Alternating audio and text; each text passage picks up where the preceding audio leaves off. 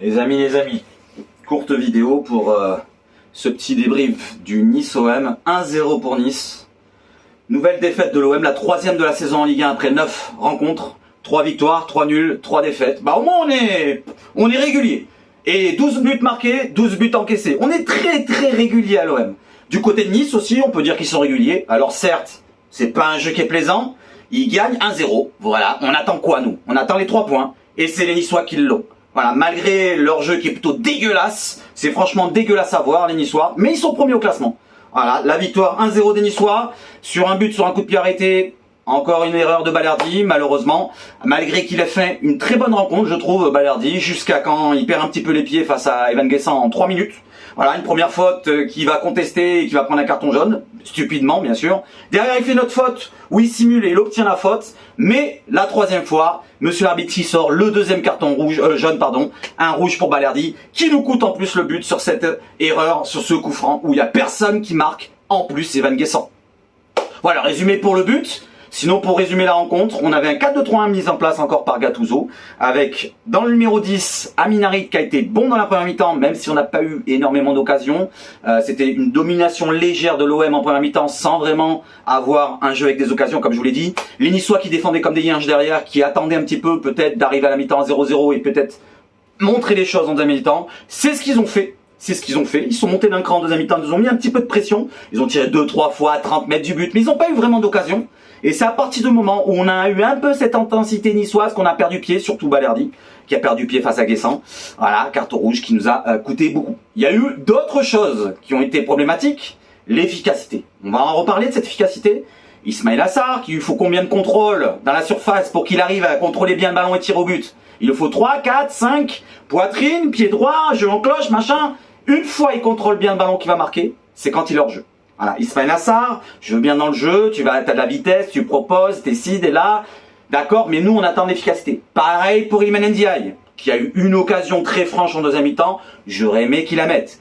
Pareil pour Aubameyang, on l'a pas beaucoup vu dans le match, mais quand on l'a vu avoir l'occasion avec un superbe ballon de Rongier en profondeur, il est seul face au gardien, il a deux solutions. Soit il pique le ballon, mais de la belle manière, piqué, pas à l'intérieur du pied pour le mettre sur le poteau, soit il la met sur Ismaïla Sarr qui est tout seul à sa droite.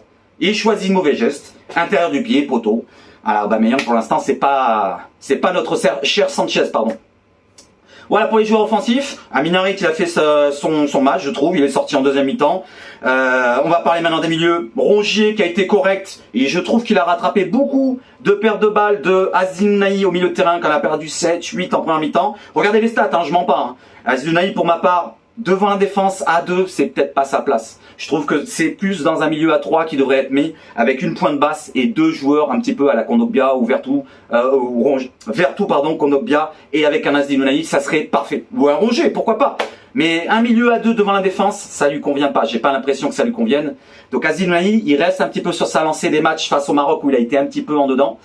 À part le match contre Brighton où il a été bon, on n'a pas le bon Ounahi qu'on attend de voir.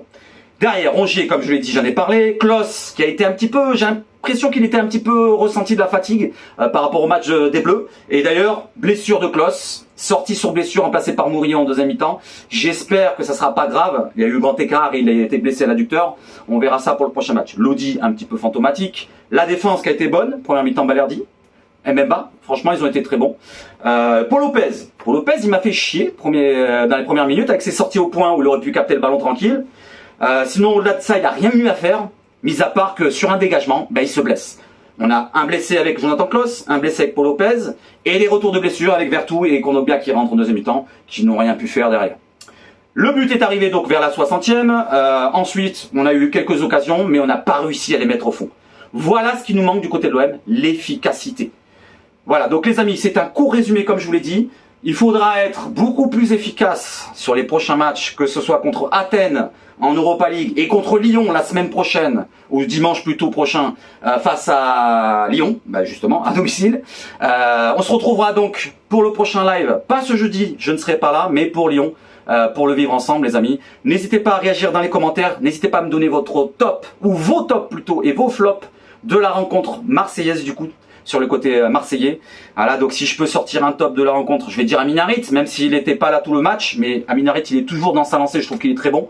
On a eu un bon Balerdi jusqu'à quand il pète un petit peu les câbles. Mbemba était plutôt correct. Voilà, donc derrière cela, je vais pas en sortir d'autres, franchement. NDI plutôt dans le jeu, il était bon, mais derrière, dans l'efficacité, ça manque. Les flops, je vais parler d'Aziz Nani. Jonathan Klaus qui a fait une mauvaise première mi-temps quand même, hein, faut le dire. Aubameyang, ça commence à péter un petit peu les claouis. Je sais pas ce que vous en pensez, mais moi, franchement, je lancerai Vitinha, d'ailleurs, qui a pas pu rentrer en deuxième mi-temps, puisque Gattuso a fait les 5 changements. On se retrouve pour le prochain live et le prochain débrief. Merci les amis, à plus et donnez-moi des commentaires. Ciao, ciao, ciao.